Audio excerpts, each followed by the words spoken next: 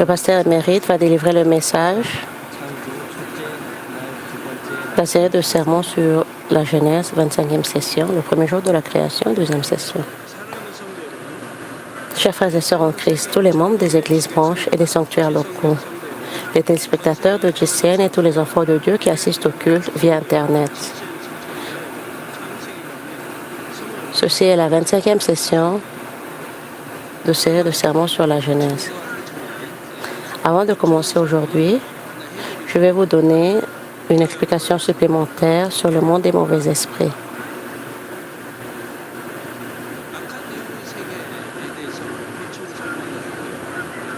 Laissez-moi vous en dire davantage sur les messagers de l'enfer parmi les mauvais esprits.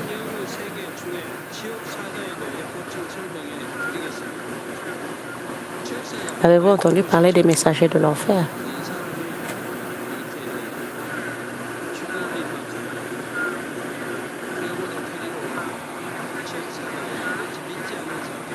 Vous avez entendu parler au sujet des messagers de l'enfer. Lorsqu'une personne est sur le point de mourir, un messager de l'enfer vient prendre cette âme.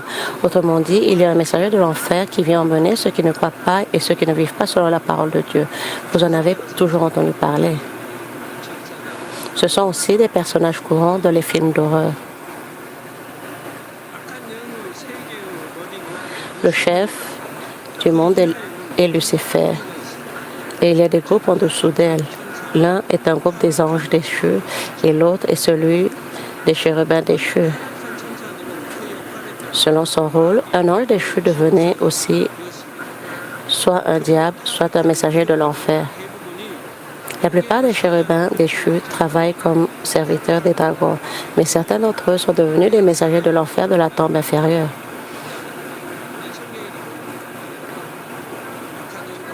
Les chérubins déchus sont les serviteurs des dragons et sont écrits dans la Bible.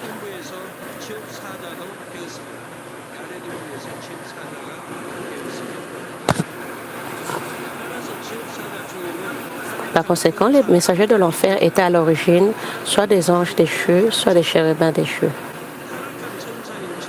Certains messagers de l'enfer qui étaient à l'origine des anges déchus jouent le rôle d'anges de la mort et emmènent les âmes non sauvées jusqu'à la tombe inférieure. Et les autres effectuent généralement le travail administratif de la tombe inférieure. D'un autre côté, les messagers de l'enfer, qui étaient à l'origine des chérubins déchus, punissent les âmes qui viennent de la tombe inférieure. La tombe inférieure comporte 4 niveaux selon la gravité de la punition. Au premier niveau de la tombe inférieure, il y a des punitions comme des objets inanimés, comme des pierres lourdes ou du sable brûlant. Vous l'avez déjà appris grâce aux séries de sermons sur l'enfer. Au deuxième niveau de la tombe inférieure, les châtiments sont effectués par des êtres vivants comme des insectes ou des animaux. Et au troisième et quatrième niveau de la tombe inférieure, les punitions sont infligées par des messagers de l'enfer. Ces messagers de l'enfer qui travaillent dans la troisième et quatrième niveau de la tombe inférieure sont les chérubins déchus. J'ai déjà expliqué dans la série de sermons sur l'enfer que les messagers de l'enfer qui infligent des punitions ont l'apparence d'un animal hideux comme un cochon.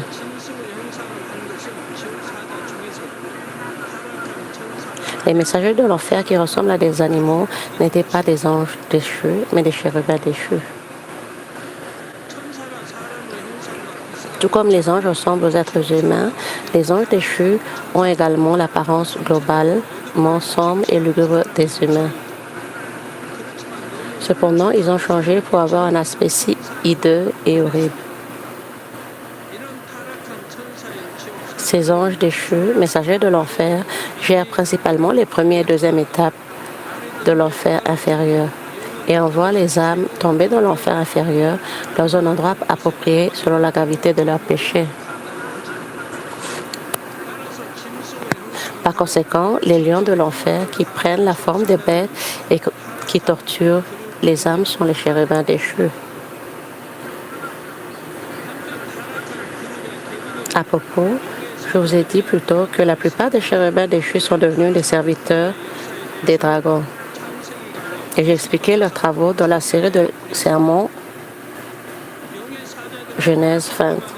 Je vous ai également dit qu'il existe un cas où des gens contractent des maladies à cause du travail des serviteurs des dragons qui étaient à l'origine des chérubins déchus. Lorsque nous prions pour un homme malade et voyons avec des yeux spirituels, il y a de fortes chances qu'un groupe de souris ou d'animaux ressemblant à un cochon sorte du corps de l'homme. De plus, les dragons incitent les méchants gens à commettre de terribles crimes par l'intermédiaire de leurs serviteurs. Il existe des criminels brutaux qui se livrent au trafic des hommes ou à des meurtres qu'un homme ne devrait jamais commettre. Dans le cas d'un homme avec un esprit ou un comportement aussi brutal, il est incité par les serviteurs des dragons, les chérubins originellement déchus. De plus, l'issue du mal peut varier en fonction de l'apparence des animaux que possèdent les serviteurs du dragon. En effet, chaque animal possède des caractéristiques différentes, telles que la férocité, la ruse, la saleté, la laideur et la promiscuité. Selon l'animal, leur nature maléfique varie et les oiseaux ont également les malignités telles que la méchanceté. Dieu le Père a expliqué en détail le monde des mauvais esprits. Il vous sera utile de comprendre les messagers de l'enfer dans le monde des mauvais esprits, comme je l'ai expliqué ici. Dans la dernière session, j'ai expliqué le premier jour de la création, lorsque Dieu a entouré l'espace charnel physique de la lumière, lorsqu'il a commandé que la lumière soit. Cette lumière était la lumière originelle de la création. L'espace spirituel a été ajouté à l'espace physique, entouré par la lumière originelle de la création, et le flot du temps spirituel a été appliqué. Et des ordres et des principes furent établis qui seraient appliqués à tout ce qui serait créé dans le futur. De plus, la puissance et la nature divine de Dieu ont été placées dans chaque créature et dans toute la création. Que vous connaissez ou non cette puissance et la nature divine de Dieu décide si vous croyez au créationnisme ou à l'évolutionnisme.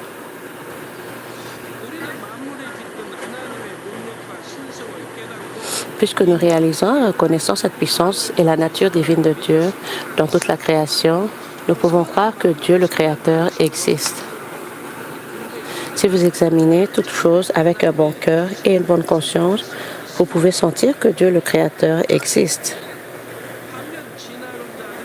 D'un autre côté, les évolutionnistes ne réalisent pas la puissance et la divinité de Dieu. Ils essayent donc de tout comprendre à travers les pensées et les connaissances humaines. Cependant, à mesure que les scientifiques étudient de plus en plus en profondeur, ils se heurtent à une certaine limite pour laquelle ils n'ont aucune explication. Dans le monde scientifique, par exemple, il n'existe aucune preuve prouvée expliquant clairement la naissance de la Terre. Il n'y a qu'une hypothèse. Une hypothèse est une hypothèse provisoire formulée afin d'en tirer et de tester ses conséquences logiques ou empiriques. Cela ne peut pas être vrai. Ainsi, les choses basées sur ces hypothèses changent toujours avec le temps. Au fur et à mesure que le temps passe et qu'il effectue de nouvelles recherches, la théorie change constamment car elle n'est pas correcte avec une autre théorie et une autre théorie émerge. Afin de faire qu'une hypothèse une certaine vérité, les preuves doivent être dérivées d'observations ou d'expériences.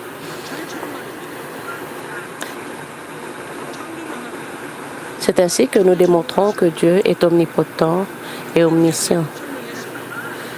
Il y a beaucoup de preuves ici. Cette Église témoigne que la Bible est vraie à travers les prodiges et les signes.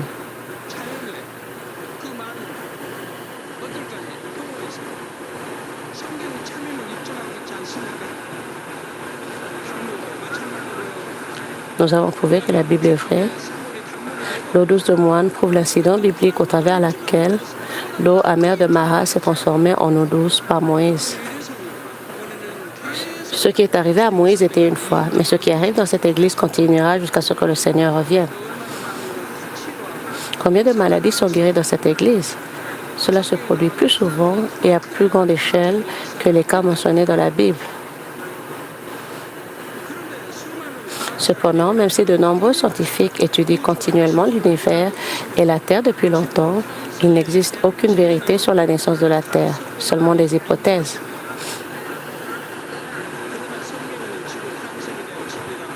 Cependant, la Bible relate clairement la vérité sur la naissance de la Terre. Autrement dit, Genèse 1.1 qui dit « Au commencement, Dieu créa les cieux et la terre ». Dans le livre des Romains, il est dit que lorsque nous regardons l'univers entier et toutes choses, nous savons que la dignité et la puissance de Dieu résident en eux. Le jour du jugement, personne ne dira « Je n'ai pas cru en Dieu parce que je ne le reconnaissais pas ». Même si les médecins ouvrent un peu leur esprit et reconnaissent le Créateur, ils reconnaîtront que cela ne peut pas être une coïncidence, car ils savent à quel point le corps humain est complexe et précis.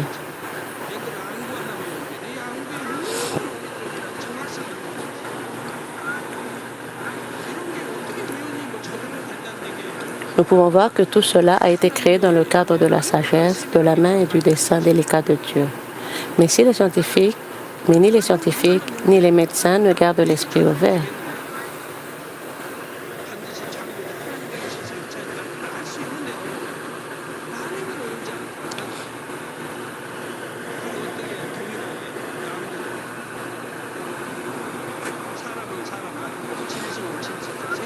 Et comment se fait-il que les globes oculaires se font? Les structures faciales sont les mêmes avec les animaux, les oiseaux et les poissons, même avec les insectes. Ils ont chacun 2 yeux, pas 3 yeux. Existe-t-il des preuves pour prouver que cette parole est vraie? Oui, il y en a en effet. Il existe d'innombrables preuves. C'est la preuve qu'au commencement, Dieu a créé le ciel et la terre. L'œuvre de la création que la science ou la technologie médicale ne peuvent expliquer se produit encore aujourd'hui. Par exemple, il y avait des membres dont les jambes n'étaient pas de la même longueur. L'un était de 5 à 7 cm plus long que l'autre. Cependant, comme il recevait la prière d'un serviteur de Dieu qui est garantie par la puissance de Dieu, la longueur des 2 jambes devint instantanément la même. Beaucoup de choses comme ça se sont produites dans cette église. Habituellement, le plus court s'allongeait et la longueur devenait égale.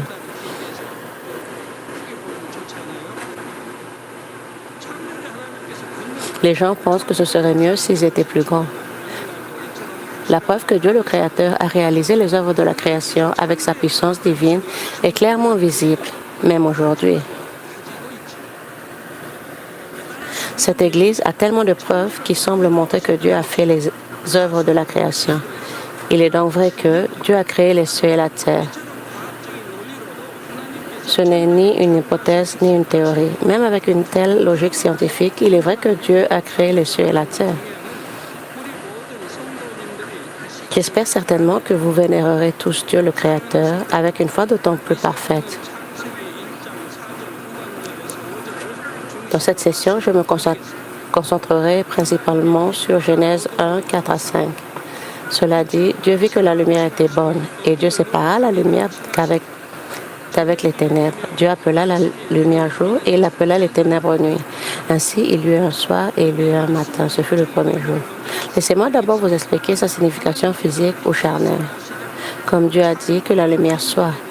La lumière originaire de la création entourait la terre.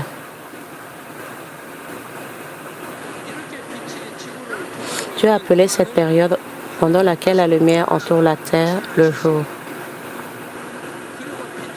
Et la période pendant laquelle la lumière se retirait, Dieu l'appelait la nuit. C'était avant la création du soleil et de la lune. Lorsque Dieu a dit que la lumière soit, il a également établi l'ordre et les principes de fonctionnement de la terre. Et l'alternance du jour et de la nuit en fait partie. Dès le premier jour, il n'y avait ni soleil, ni lune, ni étoile. Il y avait une séparation entre le jour et la nuit sur la terre. La terre tournait-elle à l'époque ou non?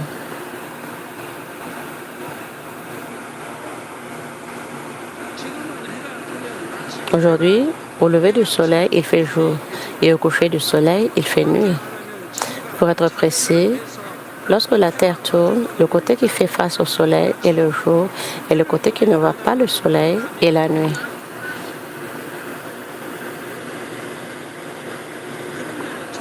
Cependant, le premier jour, ce n'était pas le soleil qui séparait le jour de la nuit.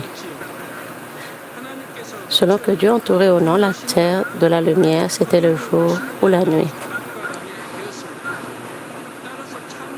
Par conséquent, du premier au troisième jour, la terre n'a pas eu besoin de tourner.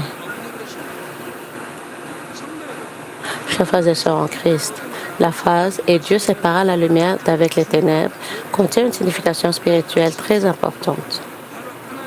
Cela signifie que Dieu a divisé et séparé le domaine de la lumière qui appartient à Dieu des ténèbres qui appartiennent à Lucifer. Comme c'était la première nuit, Dieu libéra Lucifer et les mauvais esprits que Lucifer allait gérer depuis les abysses. La nuit symbolise spirituellement le monde dominé par les mauvais esprits.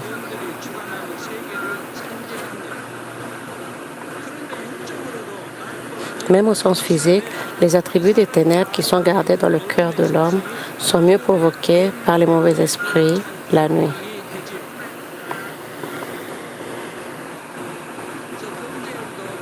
Par conséquent, divers crimes ont lieu davantage la nuit que le jour.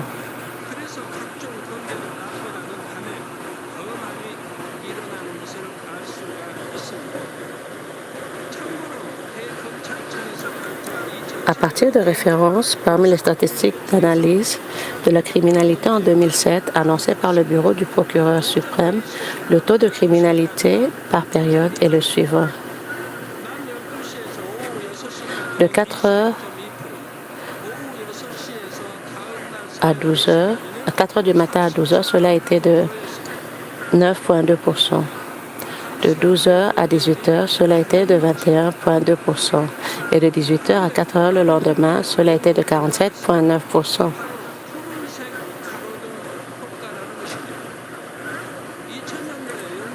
Le taux de criminalité nocturne est de loin le plus élevé. J'ai une autre étude intéressante. C'est ce qu'on appelle l'effet des lampadaires bleus. En l'an 2000, Glasgow, en Écosse, au Royaume-Uni, a installé des lampadaires bleus dans certains quartiers pour une meilleure apparence. Après l'installation, le taux de criminalité a été considérablement réduit. Un rapport ultérieur indiquait que les crimes étaient réduits de 10 000 par an. En 2005, le Japon a installé pour la première fois ce lampadaire bleu à Nara. Comme les lampadaires ont été changés là, où les crimes étaient fréquents, le taux de criminalité était de 0%. Après cela, 39 villes ont immédiatement suivi et installé les lampadaires bleus. Ensuite, de nombreuses autres villes comme Shimen, Hiroshima et Shizuoka ont également adapté ce lampadaire bleu. Dans le district de Gangnam à Séoul, la Corée du Sud, a également installé des lampadaires bleus dans certains quartiers en novembre 2008. Le professeur de psychologie Sang-Min Hwang de l'université de Yonsei a déclaré « La couleur bleue émet sa lumière largement et loin. Psychologiquement, elle a pour effet de rendre les gens calmes et stables. » Bien sûr, d'autres affirment qu'ils ont besoin de plus de recherches pour prouver si la diminution du taux de criminalité est unique due à l'effet du lampadaire bleu. Cependant, je viens d'expliquer cette hypothèse car elle semble coïncider avec la providence créatrice de Dieu qui a créé la couleur du ciel bleu. Tout comme il y a le jour et la nuit sur la terre, il y a des êtres qui appartiennent à Dieu, qui est la lumière, et des esprits mauvais qui appartiennent aux ténèbres. À propos, peu importe à quel point les ténèbres sont sombres, une fois que la lumière brille, elle se retire. Les ténèbres ne pourront jamais vaincre la lumière.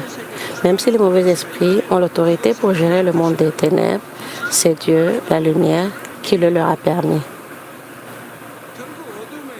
En conséquence, les mauvais esprits ne peuvent jouir de leur autorité qu'à l'intérieur des limites permises par Dieu dans la justice.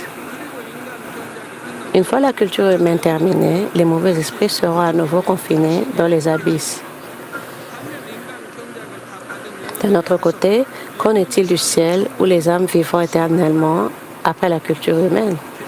Apocalypse 22:5 dit « Il n'y aura plus de nuit et ils n'auront besoin ni de lampe ni de lumière, parce que le Seigneur Dieu les éclairera et ils régneront au siècle des siècles. »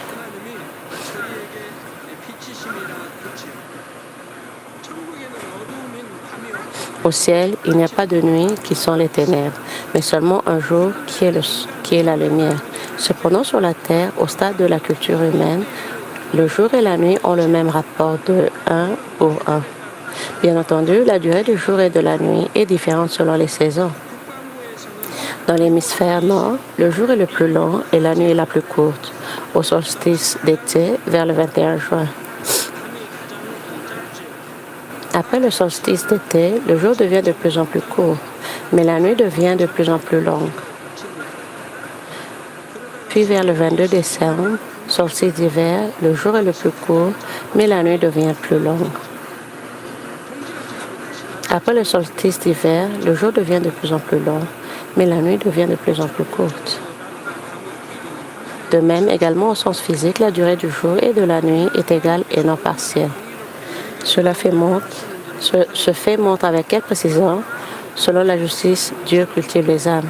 Tout comme le rapport entre le jour et la nuit est égal, Dieu a permis aux mauvais esprits de rivaliser avec Dieu dans les mêmes conditions.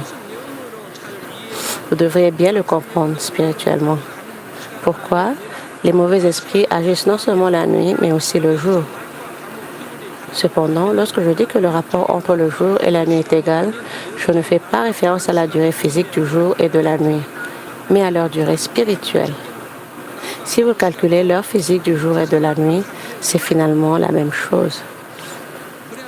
Si vous calculez la nuit pour un an et calculez le nombre d'heures de clarté pour un an, s'il vous plaît, répondez Amen si vous comprenez cela. Si vous calculez la nuit pour un an et calculez le nombre d'heures de clarté pour un an, le résultat sera le même. La durée physique du jour et de la nuit est la même, ce qui signifie que les conditions permettant aux mauvais esprits de rivaliser avec Dieu pour la culture humaine sont les mêmes. Cela signifie que Dieu leur a permis de concourir dans les mêmes conditions. Dieu est le Créateur et il est le maître de toutes choses, mais il n'a jamais rendu les conditions de la culture humaine favorables à lui-même. Ce n'est qu'alors que la culture humaine sera juste pour rivaliser avec les mauvais esprits. Tout comme le jour et la nuit sont égaux au sens physique, Dieu a créé des conditions égales qui ne sont jamais partielles. Par conséquent, Lucifer et les mauvais esprits ne peuvent jamais dire qu'ils ont rivalisé avec Dieu dans des conditions injustes. Dans le livre de Job, lorsque Satan accusait Job, Dieu l'acceptait et procédait équitablement. Dieu n'a pas aidé Job ni ne l'a protégé. Chers frères et sœurs en Christ, c'est exactement ainsi que Dieu a séparé le jour de la nuit. Vous devez comprendre que le jour et la nuit ne peuvent jamais coexister, même dans un sens spirituel. 2 Corinthiens 6,14 dit « Car quel rapport y a-t-il entre la justice et l'iniquité? Ou qu'y a-t-il de commun entre la lumière et les ténèbres? » La lumière et les ténèbres ne peuvent pas former une harmonie, et la justice et l'iniquité ne peuvent pas coexister. La vérité ne peut pas coexister avec la contre-vérité. Le bien ne peut pas non plus exister avec le mal. Dans un sens spirituel, la lumière fait référence à tous les attributs qui appartiennent à Dieu, qui est lumière lui-même. Par exemple, la vérité, la bonté et l'amour sont de tels attributs. Au contraire, les ténèbres au sens spirituel désignent tous les attributs qui appartiennent au mauvais esprit. L'iniquité, la contre-vérité, le péché et le mal sont de tels attributs. Dieu permet à l'homme de choisir entre la lumière et les ténèbres selon son propre arbitre. Le Seigneur a dit dans Jean 3, 20, 21 dit « Car quiconque fait le mal est la lumière et ne vient point à la lumière, de peur que ses œuvres ne soient dévoilées. Mais celui qui agit selon la vérité vient à la lumière, afin que ses œuvres soient manifestées, parce qu'elles sont faites en Dieu. »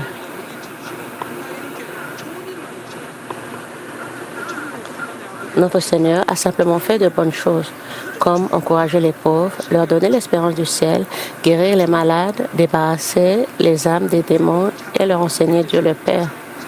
Cependant, ceux qui exportaient les lois de Dieu, les lois de Moïse, comme des grands prêtres, les scribes et les pharisiens, étaient impatients de tuer le Seigneur. Ils ont finalement tué le Seigneur, et non seulement le Seigneur, mais aussi ses disciples et ses prophètes. Parce que le roi Saül était méchant, il a également essayé de tuer le grand prophète Samuel.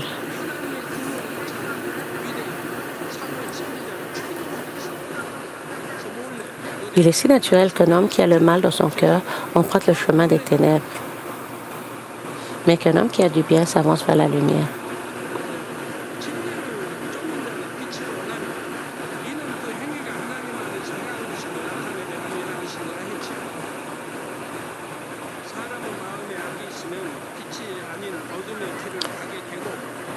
Mais celui qui agit selon la vérité vient de la lumière, afin que ses œuvres soient manifestées parce qu'elles sont faites en Dieu.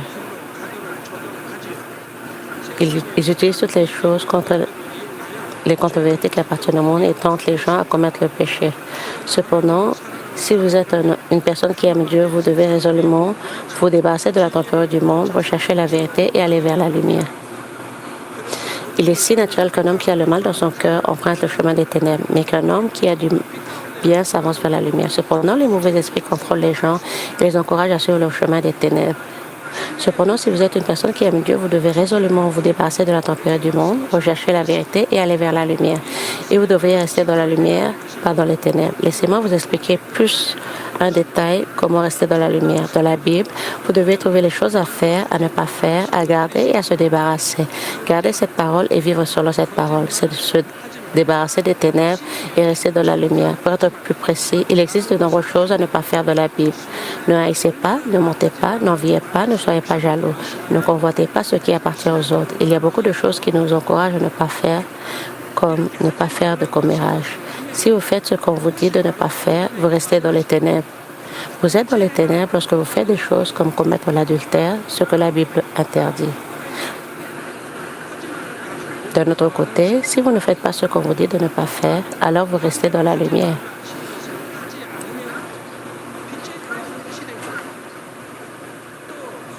De plus, la Bible vous dit de quoi vous débarrasser.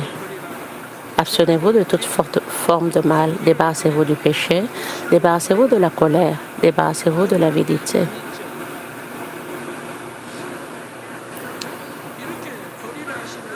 Il y a tellement de choses à ne pas faire. Si vous ne vous débarrassez pas de ce qu'on vous dit de vous débarrasser, alors vous restez dans les ténèbres. Mais si vous vous débarrassez de ce qu'on vous dit de vous débarrasser, vous restez dans la lumière.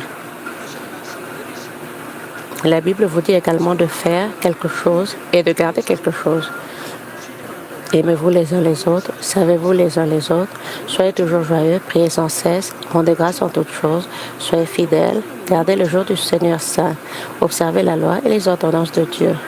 Gardez ces paroles et vivre selon elles, c'est rester dans la lumière. Faire ce que Dieu vous dit de faire est si bon. À quel point est-ce vraiment bon?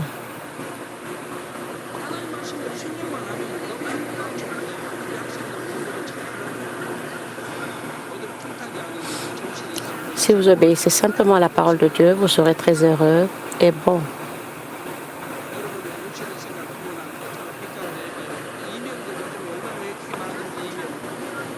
Et c'est juste de rester dans la lumière sans pensée charnelle. Les problèmes autour de vous disparaîtront, comme les souffrances, les acouphènes. Quoi qu'il en soit, faites simplement ce que Dieu vous dit de faire. C'est le moyen de rester dans la lumière. De notre côté, si vous ne faites pas ce qu'on vous dit de faire, et si vous ne gardez pas ce qu'on vous dit de garder, vous restez dans les ténèbres.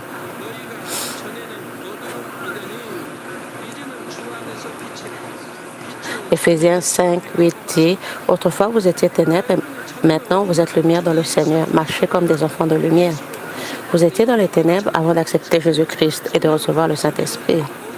Cela signifiait que vous étiez les enfants de Satan et de ses serviteurs. Maintenant, vous êtes les enfants de la lumière. Vous devriez donc faire comme les enfants de Dieu.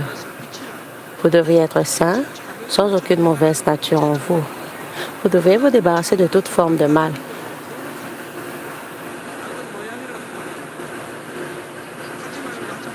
Vous devez simplement faire ce qu'il faut faire et éviter ce qu'il ne faut pas faire. Vous l'avez déjà fait? Alors, aucun de vous ne dira, je n'ai pas reçu de réponse de Dieu, même si j'ai fait ce qu'il commande.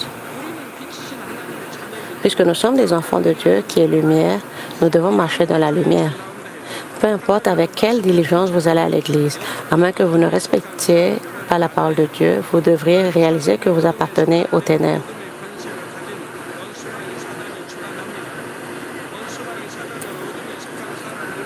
Lorsque les gens appartiennent aux ténèbres, c'est l'ennemi, le diable et Satan qui contrôlent les gens parce qu'ils ont l'autorité sur les ténèbres.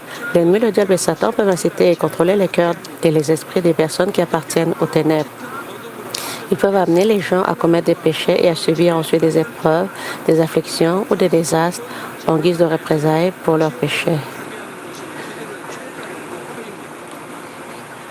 Ils font tomber les gens dans les ténèbres plus profondes afin que les âmes restent loin de Dieu. Leur objectif final est de permettre aux gens loin de recevoir le salut d'aller en enfer. Cela est possible parce que l'ennemi, le diable et Satan ont l'autorité de régner sur les ténèbres. Tout comme Romains 6, 23 dit que le salaire du péché, c'est la mort. La loi du royaume spirituel dicte que les gens finiront par mourir s'ils commettent le péché.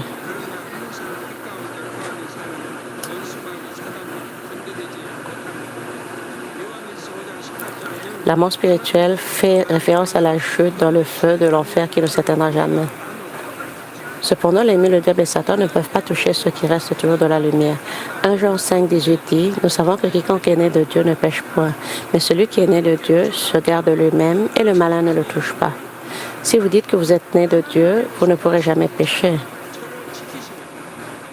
Nous savons que quiconque est né de Dieu ne pêche point.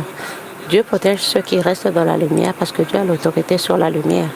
Dans la Bible, Dieu a protégé Daniel qui a été jeté dans la fosse aux lions, ainsi que les 3 amis de Daniel qui ont été jetés dans la fournaise.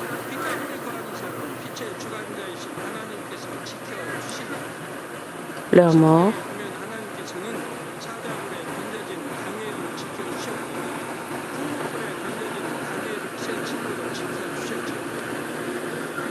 Dans la Bible, Dieu a protégé Daniel qui a été jeté dans la fosse aux lions, ainsi que les 3 amis de Daniel qui ont été jetés dans la fournaise. Mais y a-t-il quelqu'un qui dirait que Pierre, l'apôtre Paul et Étienne n'ont pas été protégés et sont morts? Leur mort est la volonté de Dieu. C'est pour eux la bénédiction du martyr. Ils ont accepté le martyr. Ils étaient heureux d'aller au ciel après leur mort. Et ils n'avaient pas peur parce que c'était pour la gloire du Seigneur. Les gens qui ont la foi ne craignent pas la mort. La récompense d'être un tel martyr est bien plus grande.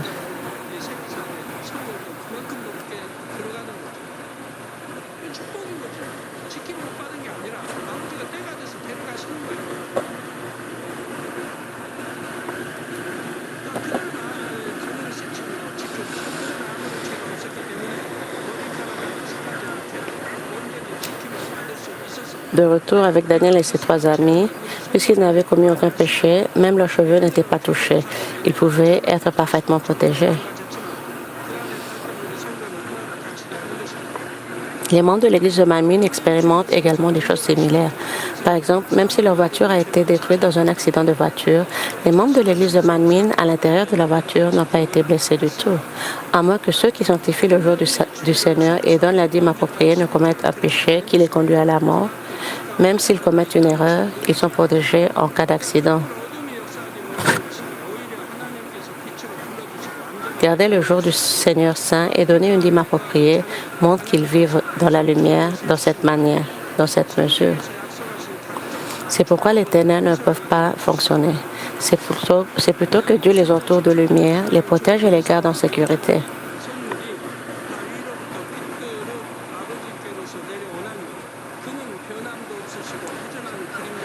Jacques 1,17 dit « Toute grâce excellente et tout don parfait descend d'en haut, du Père des Lumières, chez lequel il n'y a ni changement ni ombre de variation. » Tandis que l'ennemi, le diable et Satan peuvent apporter des épreuves et des tribulations à ceux qui commettent le péché, Dieu peut donner divers bons dons et cadeaux à ceux qui marchent dans la lumière. Cependant, la meilleure des bénédictions est d'avoir une âme prospère. Par conséquent, Dieu protège ses enfants et plus leurs âmes prospèrent, plus ils sont bénis.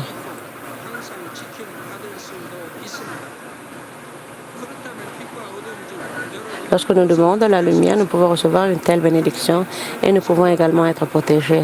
Maintenant, qu'aimeriez-vous choisir, la lumière ou les ténèbres? Si vous êtes assez sage, vous choisirez sûrement la lumière et marcherez avec elle. À propos, il y a une autre raison pour laquelle ceux qui aiment Dieu devraient choisir la lumière et pourquoi ils ne peuvent que choisir la lumière. Autrement dit, ce n'est que lorsque nous marchons dans la lumière que nous pouvons communier avec Dieu. Pour ceux qui aiment Dieu du plus profond de leur cœur, la communion avec Dieu est comme leur vie. Qu'en est-il même de ceux qui sont profondément amoureux les uns des autres dans le monde? Ils veulent toujours rester ensemble. Au moins, ils veulent entendre la voix de l'autre lorsqu'ils ne peuvent pas se voir. Pour ceux qui aiment vraiment Dieu, il est plus heureux d'être en communion avec Dieu.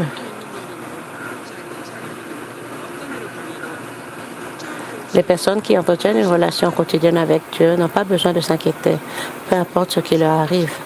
Aucune inquiétude ne surgit dans leur esprit. Si un homme d'affaires est en communion avec Dieu, il ne se soucie pas de ses affaires.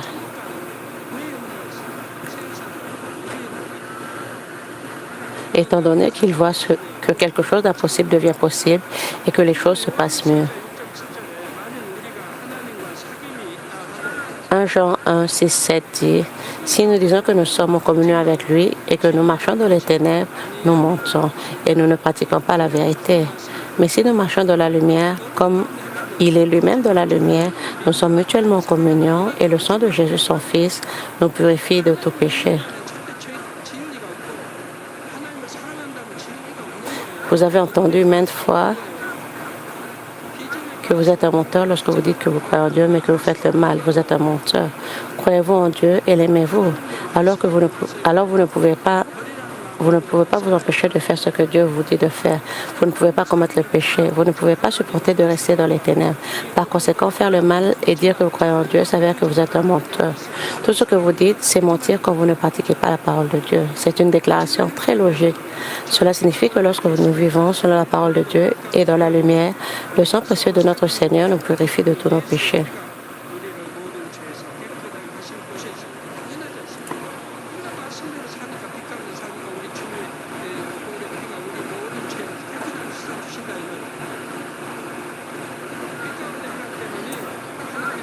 Quand nous marchons dans la lumière, le sang de notre Seigneur nous purifie.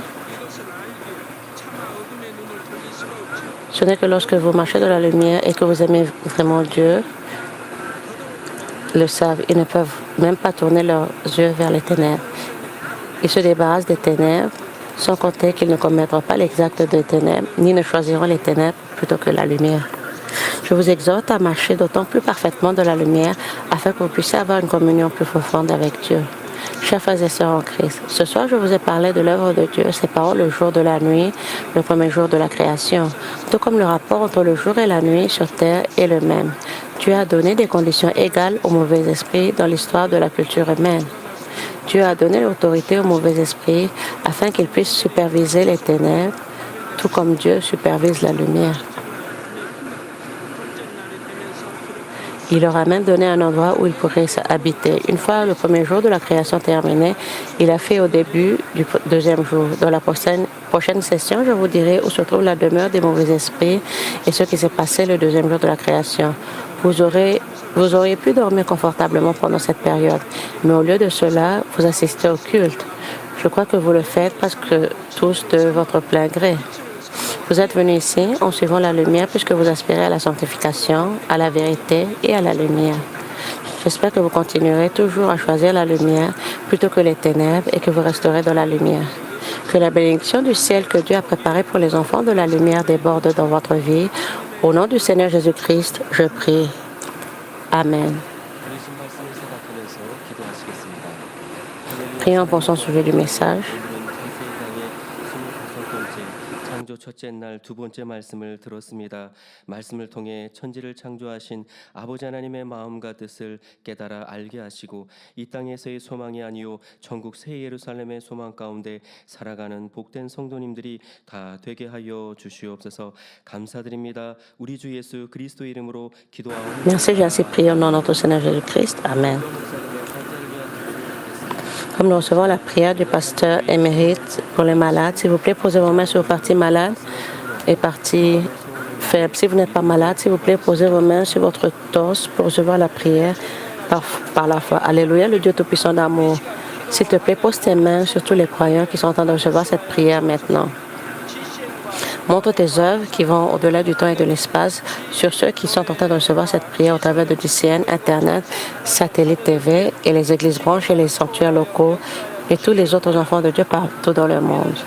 Donne-leur la foi de croire du fin fond de leur cœur, chasse toute pensée négative et doute et chasse tous les tests et épreuves.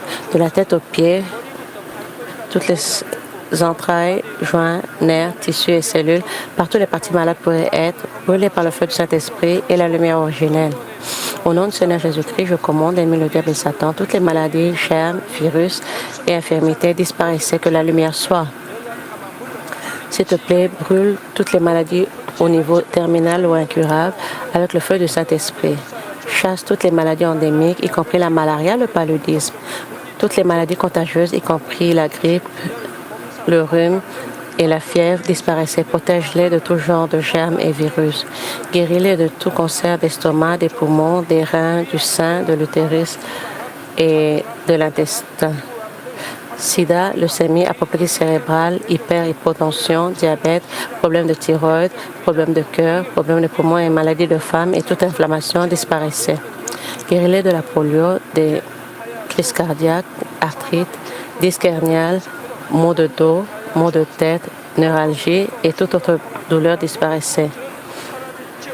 Épilepsie, autisme, dépression, neuralgie et d'autres maladies mentales disparaissaient. Tout genre de paralysie soit délié. Levez-vous, marchez et sautez. Que les yeux puissent bien voir, que les oreilles puissent bien entendre, que les aveugles puissent voir, que les sourds puissent entendre et que les muets puissent parler. Guéris-les des effets secondaires de tout genre d'accidents. Fixe leurs os brisés, restaure-les des brûlures.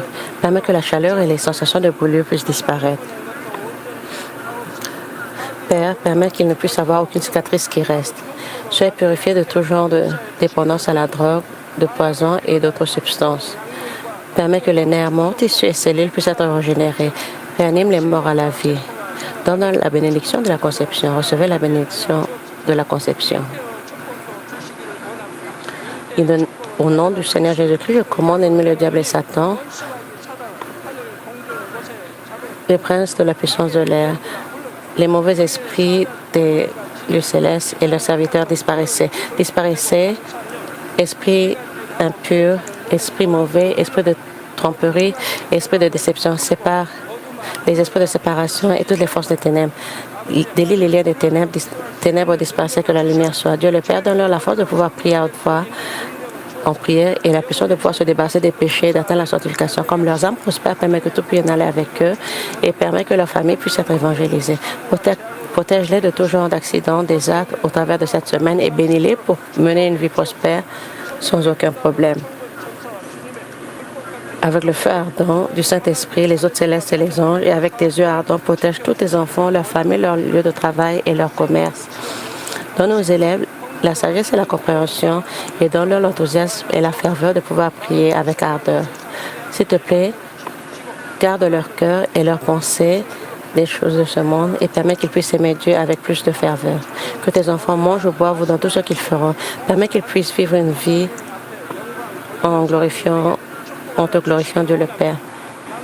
Permets qu'ils puissent être capables de pouvoir témoigner au sujet du Dieu vivant en disant « J'ai rencontré, expérimenté Dieu et j'ai reçu ses réponses et bénédictions. » Dieu le Père, merci, sois glorifié toi seul.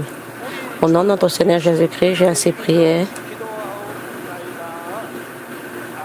Amen.